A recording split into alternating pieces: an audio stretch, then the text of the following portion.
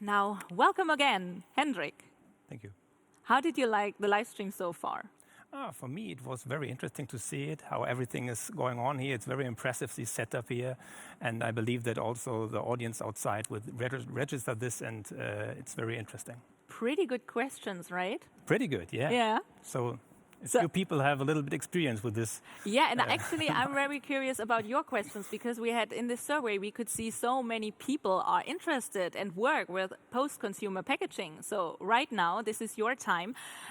So maybe you can talk and tell us a little bit about what are you working on at STEINERT Unisort? So STEINERT Unisort, we have a very deep in-house development level. So that means we have a very, very good experience with near-infrared spectroscopy and also image processing.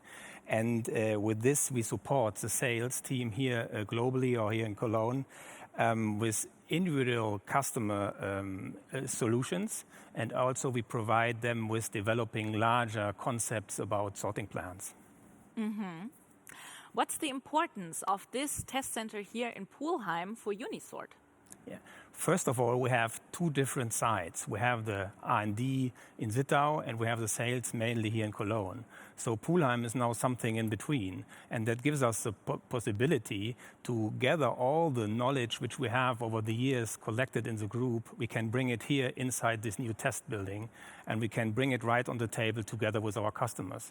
So that gives us the possibility to source everything we have and to develop together with them here inside the lab new ideas, new trials, new applications, whatever.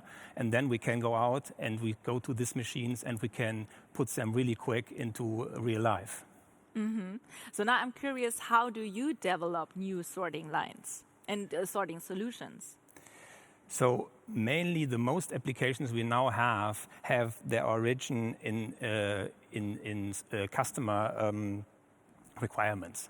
So the main portfolio which we have today comes from this. So customer has a material where he believes there is some potential value in it, and he comes to us and we check it, we look into it, and then we try which possibility on the technical side we have to separate this particular material from the other materials around there. And that's a normal process. And if we have done this and it works stable, then we have a new application and we have a new topic. Yeah, maybe you can give us a bit more deeper insight about the development process, a bit more in the details. Yeah, as I mentioned, the very focus, the very first thing is to understand what is the application the customer wants to reach.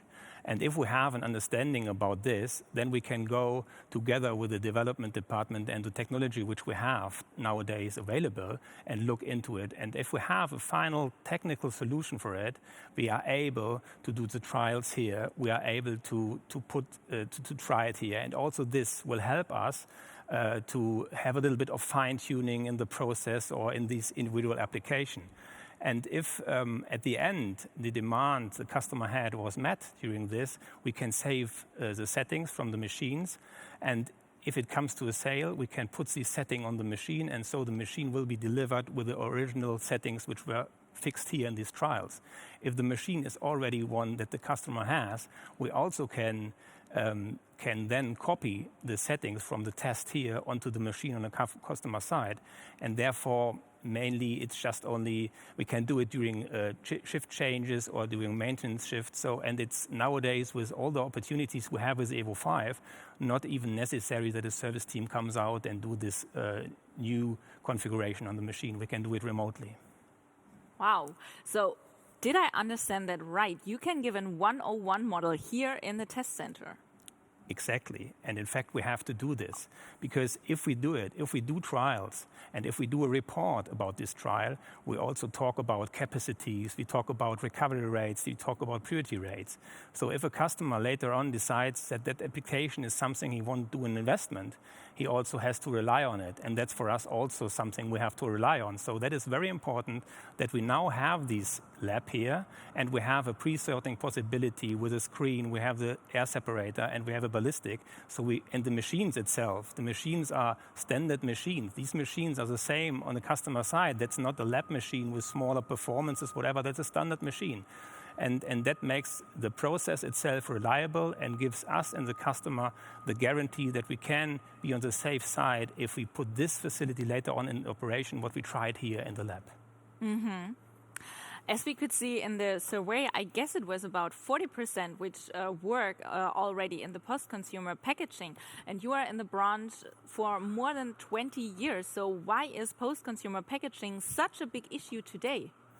It becomes more or less with the regulations. So that we have a lot of countries in Europe that already have or that will tighten up their legislation. So they will have the recovery rates which are needed from the packaging waste, and also at the same time the demand on the high quality of a product is higher. So these two things are normally something in the recycling industry which is very difficult to combine. So we have high recovery, which we can reach with a more complex process. We have more recovery stations. We create loops in the systems, in the facilities, and also we have different steps of cleaning. And also this causes at the end a very, very huge facility. And that is one of the biggest things. So we have to develop technology that helps the operator to get an overview about what is going on in these large facilities. And this development, STEINERT has seen really early, and that was the initial starting point for developing the Evo 5. Yeah, actually, Evo 5, you mentioned the suffix Evo of the sorting machine. What does Evo mean? Yeah, Evo, it's this generation when we face the situation that we see there are bigger projects and we are part of it, so we have to prepare ourselves to manage it. And there have been a few things, mainly on the mechanical side. So we have easy maintenance situations, which has changed. And also Andreas mentioned it in his part, that we have a new valve bar that makes higher lifetime of the valves itself. But also the new valve bar gives us the possibility to reduce the consumption of the compressed air, which is also a valid thing, because not only the small facilities, in small facilities, creating the compressed air and operating these compressors is an enormous cost part.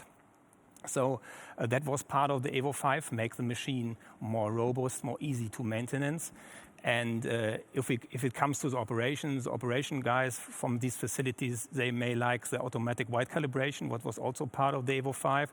That means all machines can do a calibration, which is frequently needed on themselves. You do not have to walk through the facility and do it individually. That is a big time. It gives you a little bit more operation time.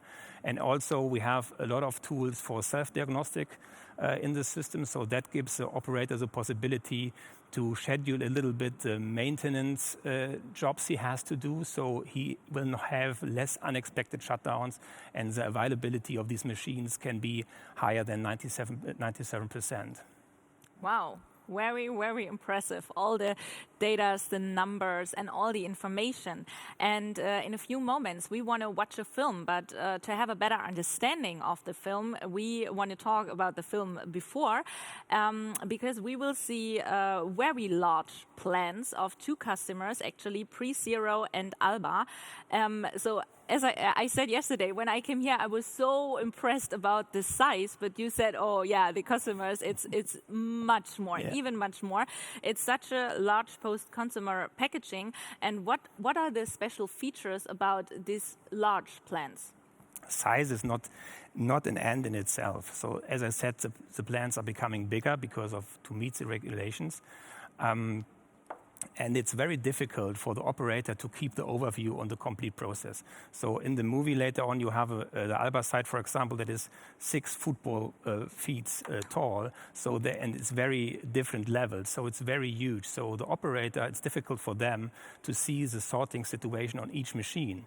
And with the Evo 5, we have the same, all the systems are calibrated. That means that they all generate exactly the same range of information and the same quality of information.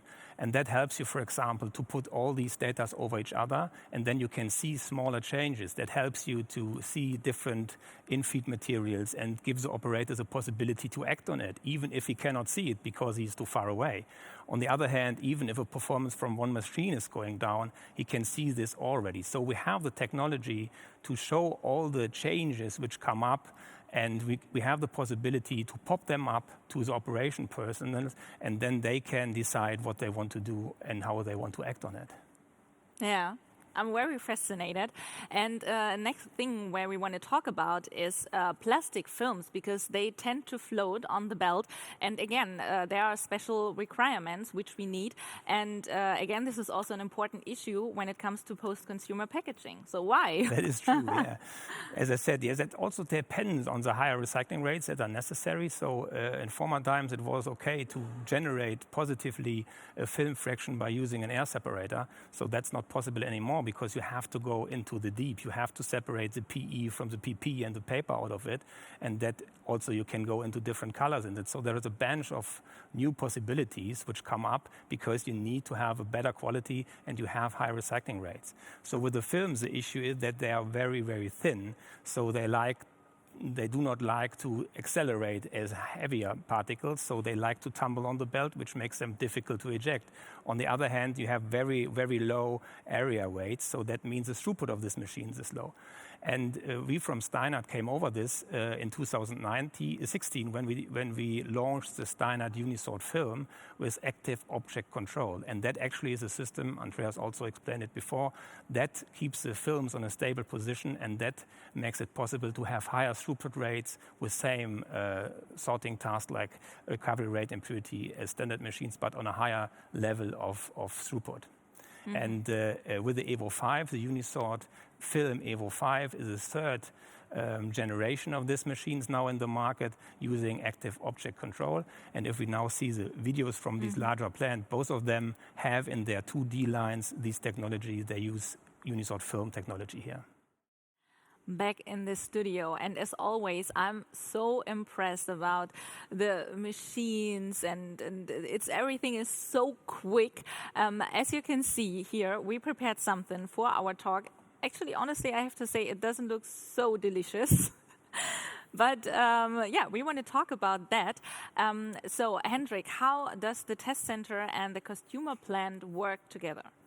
So yeah, that is the idea behind it. So if we have, for example, a customer who has a new application, he wants to do something else, he has a machine from us already with artificial intelligence equipped, then he can send material to us here to the test lab, or he can do it on his own in his site. So he has to collect the kind of material that he wants to separate from the others, and then he can take pictures of it, or we take pictures together with him of these samples and put these data then in our artificial intelligence system and create a new algorithm that is able to separate these target objects from the others. And then we copy it on the machine, and the machine on the customer side will be able to do this application or to perform there.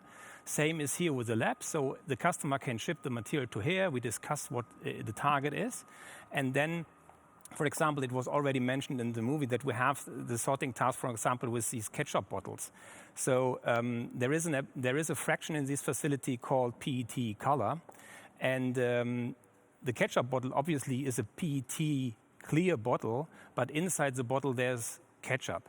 So if we have a near-infrared system, the system will say, okay, it's PET, and you have a color system that says, okay, that is red. And red in combination with PET means it's colored PET, so the machine will separate it into the PET color. But in this case, it's a clear bottle, so the customer wants to have it in the high-value clear fraction. So you cannot solve it with a standard combination of near-infrared and color separation. If you do so, you also all red bottles which are not clear will end up in the colored fraction. So you need artificial intelligence, and that is a new thing. So this artificial intelligence possibility, which we have from the EVO 5, will give us a complete new setup and much more possibilities. For sure, we have to train all the objects. And as the machines are all calibrated, all trained objects can be later on copied on a machine on the side, and they can adapt to this application. Mm-hmm. Wow, thank you for the explanation. And I could see your eyes. You are so passionate about the KI. And I could also see some robots. How can they support the customers? Yes. So the robots, the RTT STEINERT or STEINERT Unisort today, was separated in 2009 from RTT Roboter Technology in Zittau. So these two companies have a very good work together. They team up and they have the same origin. And that's the reason that we still have this connection. And so it was a question of time that the powerful detection which we have at STEINERT would be in the future combined with a robot, because they have the expertise with robots, we have the expertise with the detection. So that was just logical consequence, let it say it this way, and the market was demanding for this. So we put this together, and that is now the situation we have. We have the robot. We, as STEINERT, believe the robot is an interesting tool to have a final quality control.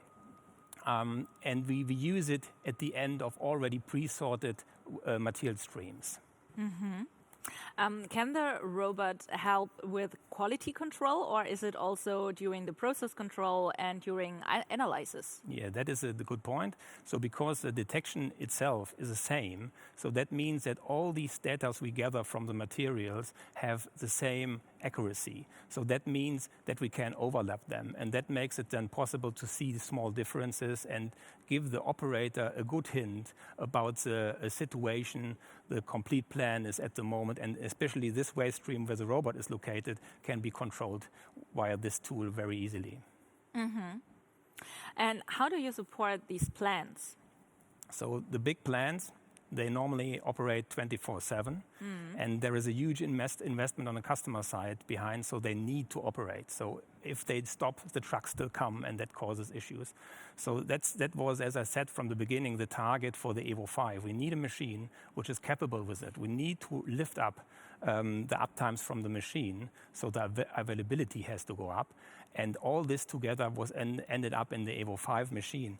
And with the Evo 5, we also developed a lot of tools to going online on the machine and doing support on a machine from the service center in Zittau. So a lot of things we do not need now on site. We can do it online, sorry, not on site, but online.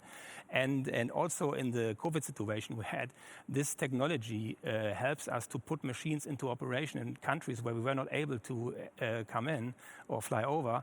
And that was a tool that we can make it because we have these online options, and that we can take machines into operation and we keep them alive with the online tool.